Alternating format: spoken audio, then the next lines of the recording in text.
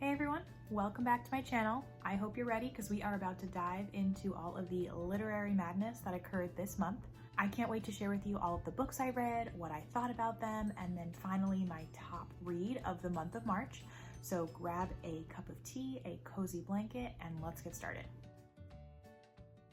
So I thought it'd be fun this month, instead of doing just a regular wrap up, since it is March, I would do a March Madness bracket. This month I read a total of 8 books. It was actually a really solid reading month. I think one of the reasons that helped that honestly was I set a goal for myself to wake up early every day. You've been following along on shorts, you've seen that I filmed some of that.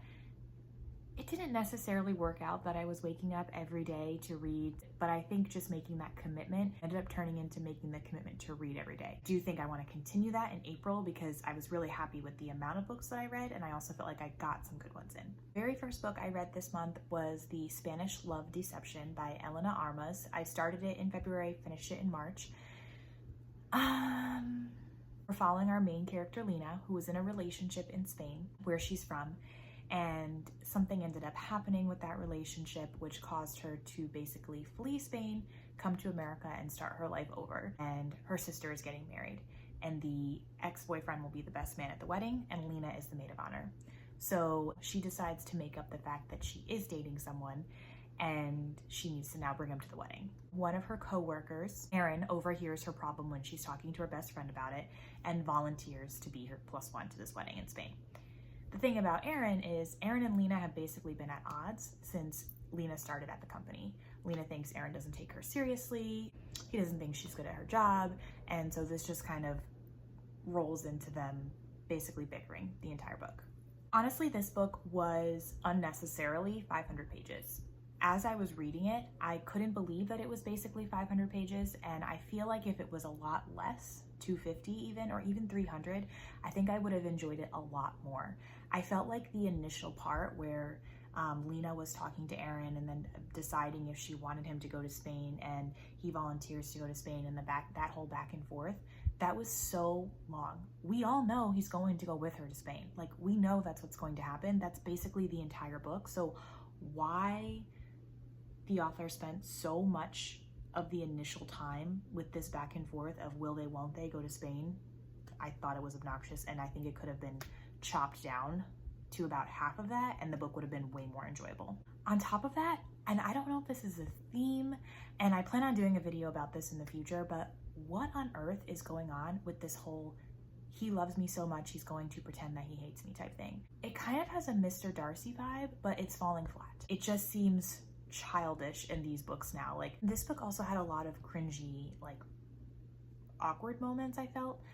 Usually I don't mind when romance books are cheesy and like a little cringe because that's to be expected, but this one I was visibly like, oh god, and that never happens. I did like the couple and I did feel like I was rooting for them, but it honestly was just so long. The book was so long unnecessarily that I think it almost made me hate them towards the end. All right, and then the next book going up against Spanish Love Deception is American Sherlock by Kate Winkler Dawson.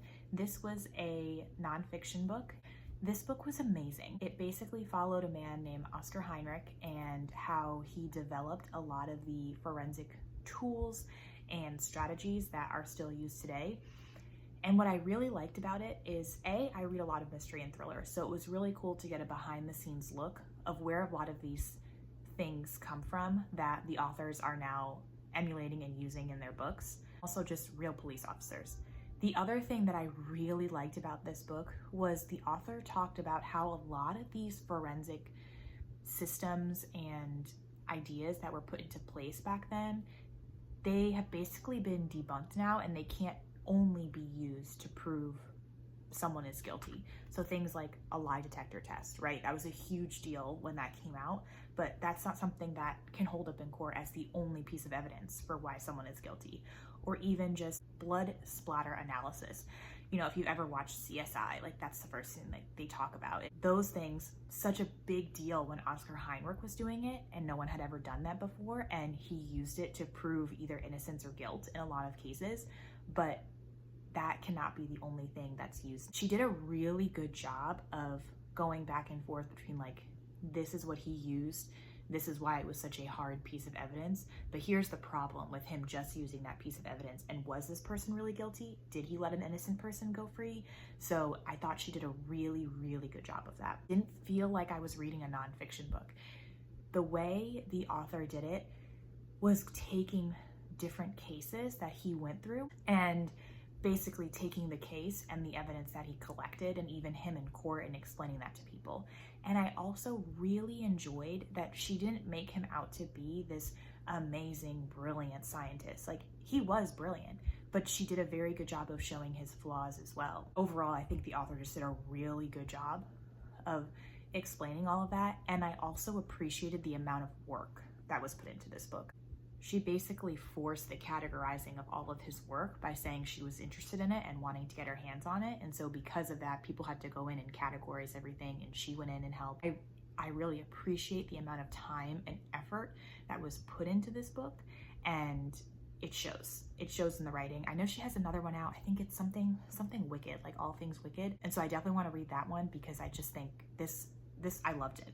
I loved it. I never would have picked it up on my own, and so I'm really happy that it was a choice for one of my book clubs, because I feel like opened up a different path of books that I'll certainly be seeking out in the future. When it comes to deciding between The Spanish Love Deception and American Sherlock, this was an easy choice. American Sherlock wins out, of course. So American Sherlock will be moving on to round 2, and The Spanish Love Deception will be staying behind. All right, and then the next 2 books going against each other are The Berry Pickers by Amanda Peters and Play to Win by Jody Slaughter. This will be a bit of a tougher choice. I actually really enjoyed both of these books. Very different books, but I did enjoy them. So first we have The Berry Pickers. So in The Berry Pickers, we are following Norma and Joe. The author does alternating points of view between Norma and between Joe. And the point of the story is Joe and his family are berry pickers. They travel each summer for the berry picking season to pick berries.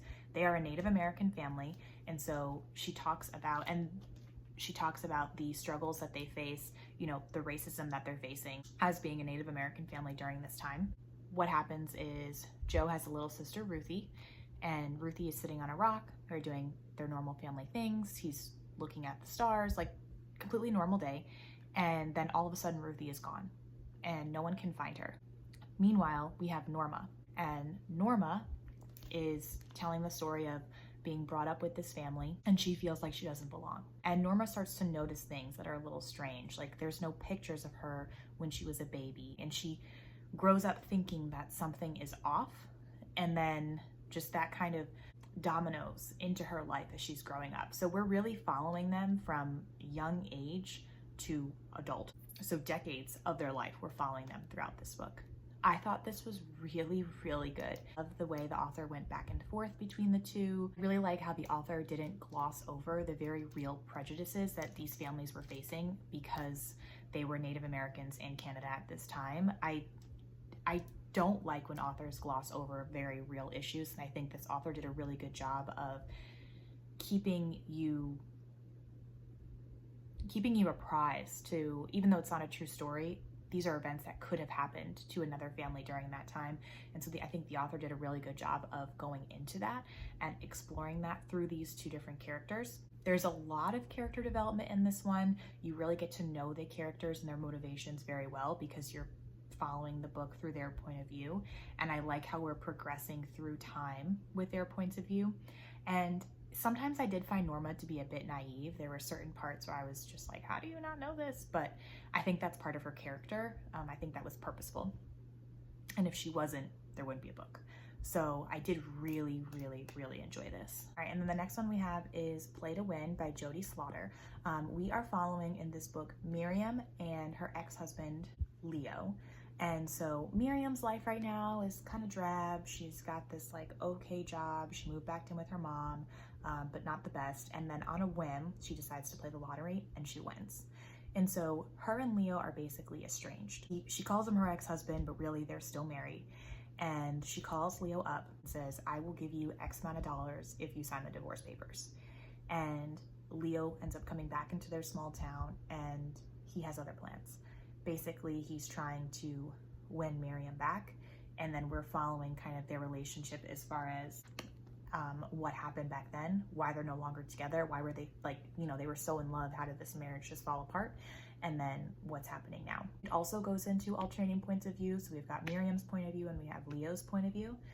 I really enjoyed this book. After reading some of the romance books I read this month and the month prior, this one was a breath of fresh air because Leo's character was very real. Leo was very honest from the beginning, what he was trying to accomplish and his feelings for Miriam. And we're watching them work through what happened in the past and how they're growing from that. Because when they were married, I think they were like kids, basically. You're kind of watching that unfold as to why the marriage didn't work then and how they're working through the relationship now and if they want to continue that or end it. I really enjoyed it. I thought the premise was cool about Miriam winning the lottery. And I thought it was interesting because Jodie Slaughter really played a lot to the fact that Miriam was basically poor in the beginning of this book and she didn't really know what to do with all this money. She won like hundreds of $millions and she's just giving it out to her friends and she doesn't know what to do because she's never had that much money before. And so I think it's just kind of funny to think about because I'm sure we all have these dreams of what we would do if we won the lottery, and then when it actually happens, you're kind of paralyzed by too many choices. So I like this one a lot. I would definitely recommend this book over the other romance books I read this month because this one I felt like was more relatable and had more real characters versus the other romance books I read this month just seemed, well, but this one was good. So this will be a tough choice, honestly. If I had to pick between the Berry Pickers and Play to Win, honestly, I don't know. This is a really hard choice.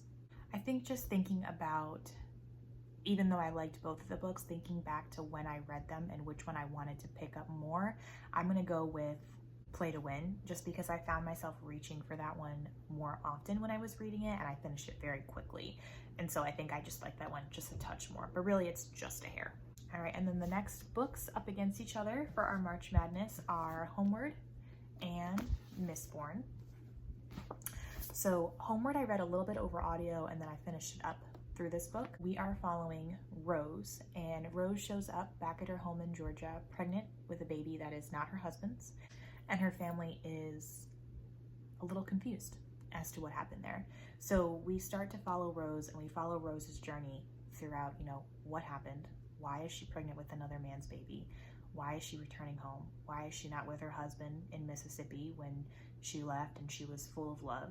And then we kind of move on throughout the book. I don't want to say too much. The back kind of gives a little bit away, but I think this book is better if you go into it knowing a little less. I think it's important to Rose's journey for you to like experience it as she's experiencing it, and I think it makes it a better book. We're following her journey basically as she's home in Parsons, Georgia, how she's personally dealing with the things that are happening to her, being pregnant with another person's baby, and then what comes of that and what comes of her relationship with her husband, how she's preparing for the birth of her baby, and so on and so forth. And then kind of parallel to that story, we're also following the fact that this is Georgia in 1962. So civil rights movement, all these things affecting Georgia, and then specifically affecting Parsons, Georgia. Some of the events are events that happened, that actually happened. Some of the events are not. And just kind of add to Rose's view of the story. But I think this is a good picture of what was going on during that time.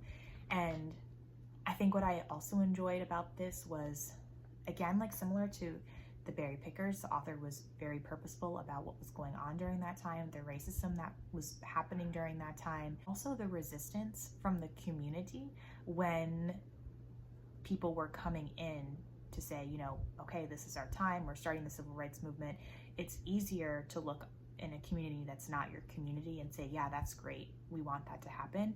And then how Rose, her family, her community, black and white, dealt with people coming in and making changes because of the civil rights movement and how they felt about that.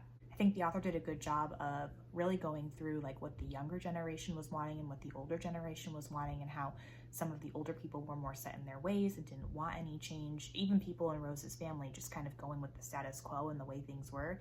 And then the younger generation really pushing that older generation to think like, but what if these were our rights, and what if we could have this, and don't we deserve this because we're also human? And so I think the author did a really good job of that.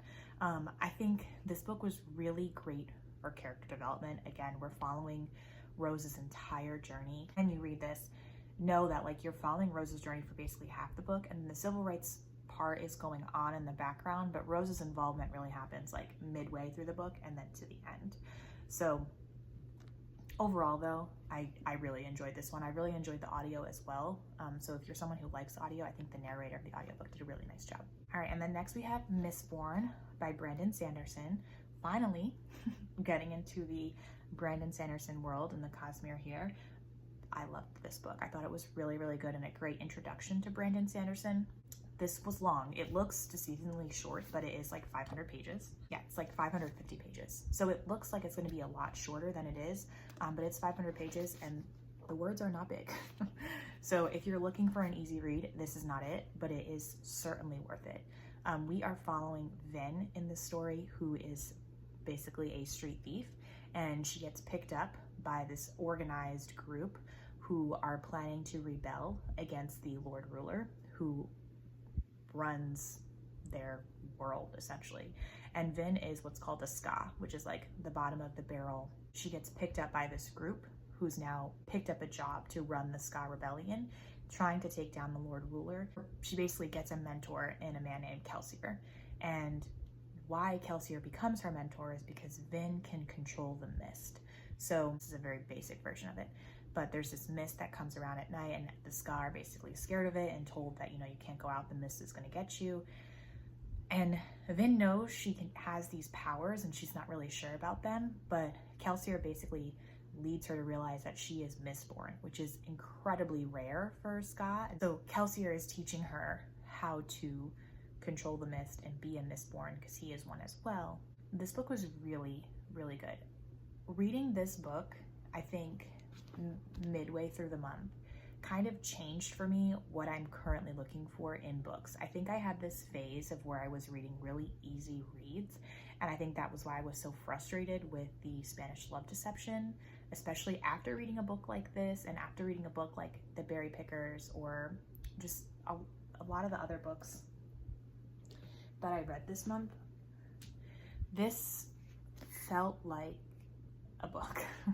It didn't feel like Brandon Sanderson was just saying things to say things. Everything he said was purposeful.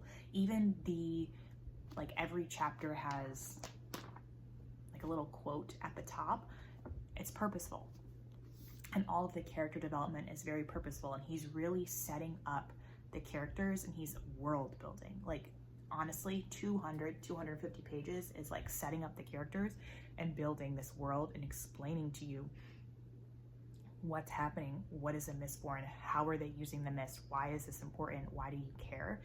And I think because he did that, when it got to the parts that were crazy, it went really, really fast. And so the 550 pages, although it was long, it was warranted. It definitely started off slow. And so I think if you're reading this and you're looking for a book that's going to start off very fast, this is not it. But if you're reading this looking for a good book, this is it.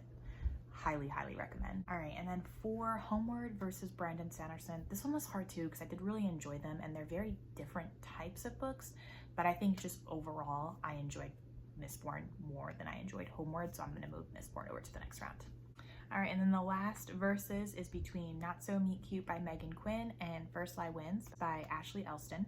I can tell you right now, I already know which book is going to make it past this round, but let's talk about them first. So the first one is Not So Meet Cute by Megan Quinn. This one was chosen by my spinner wheel for my March TBR. Y'all, this book sucked. I think it has like a high 4-star rating on Goodreads, and I literally cannot understand why. I don't understand. I do not understand. I almost DNF'd it after 10 pages. Like, literally, I was reading it and I just thought to myself, this is awful. Like, this is terribly written. I had just come off of reading, I think I had read Mistborn right before this, or I was basically finishing up Mistborn as I was starting this. And maybe that's the problem. Like, maybe going from such like a great book like Mistborn to then go into this easy, basically written book is why I didn't like it. But I hated it.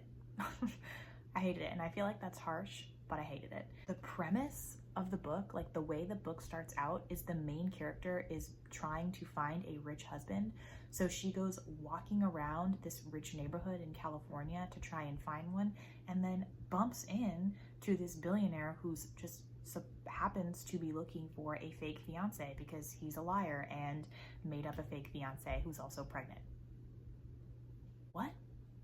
Like right off the bat, I already hated the characters and their morals, and I thought that that was ridiculous. And I don't know if we are supposed to hate them in the beginning and then maybe they grow a little in the book, but no.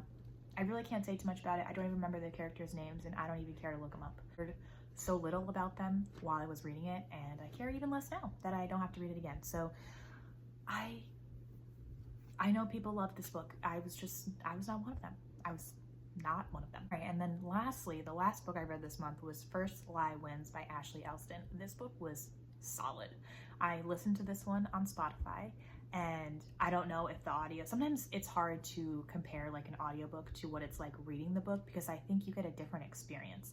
I will say with the audio, this book, if I had rated books this month, I think this one would have been as close to 5 stars as possible. The premise of this book is we are following Evie Porter, and she has just moved in with her boyfriend Ryan, or is basically in the process of moving in with her boyfriend Ryan. And very quickly we find out that there is something going on there. We find out as the book progresses that Evie, this is her job. Her job is to go into different towns and pretend to be different people, and she has to do something, either steal something, bring somebody down, something, in order to satisfy Mr. Smith's client's needs, and then she gets paid, and then she moves on. Throughout this book, we're following present time Evie, as we know her, and then we're also following different jobs that she's had in the past, and going through what she's doing at those jobs, how she became this person, why this is her job, and then also leading up to why is she even here with Ryan and what is this job. I thought this book was really good, and what I liked about it was I had some ideas of kind of where it was going, but the way the author was writing it, I kept second guessing myself. And I think that that's good because I don't feel like you want to be in the middle of a mystery and thriller book and you don't want to know 30 pages in exactly what happened, why they're there, or who murdered who, or whatever the problem is. It's okay to have an idea of it, but then with the author continually throwing curveballs at you and you second guessing yourself, it just makes it for a really, really good read. I mean, I was like audibly gasping as I was listening to this book. It kind of sparked in me like wanting to read more thrillery type books next month. And this was a very easy choice. First Lie Wins will be moving on, no contest. All right, now is where it gets a little trickier. So we're on to the second round. So our first is American Sherlock versus Play to Win. I think for this one, honestly, I'm just going to go with American Sherlock. I enjoyed this one a lot more, so I'm just going to move this one on. I don't really have to think about that one too much. I liked Play to Win, but putting those two against each other, I definitely liked American Sherlock much more. All right, and then next we have First Lie Wins versus Mistborn. That is a tough one. I really enjoyed both of these books. Like, I would say, if it wasn't for this bracket being in order of when I read them, I would say that Mistborn and First Lie Wins were honestly my top 2 of the entire month. Hard because they were both really good books. I'm gonna go with First Lie Wins just because Mistborn started off slow. Again, I still think it's a great book and certainly worth reading, but if I had to pit the two against each other, very different types of books. But I think First Lie Wins. Again, like just by a hair. So buzzer beating over time, First Lie Wins scoots against Mistborn just a tiny bit. All right, and now we are down to the final 2. I think it is very telling that the books in my final 2 are a mystery thriller type book. I think that is telling me something that I need to just pick up more of those books because honestly, I feel like done with romance books right now. So I think this is very telling that April will probably include more mystery thriller and honestly even more fantasy because Mistborn was high up there too. Kind of cool to do it this way because I can see what books I really should be picking up and what I actually enjoy reading instead of just reading just to read. All right, so in the final between American Sherlock and First Lie Wins, for this one, I'm gonna go with First Lie Wins. Again, tough choice, but I will say that I liked First Lie Wins more than American Sherlock.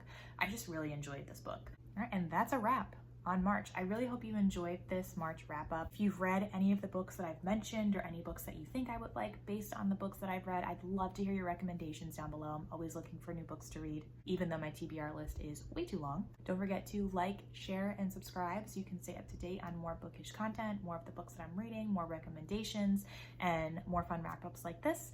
I hope you found your next great read. See you next time. Cheers!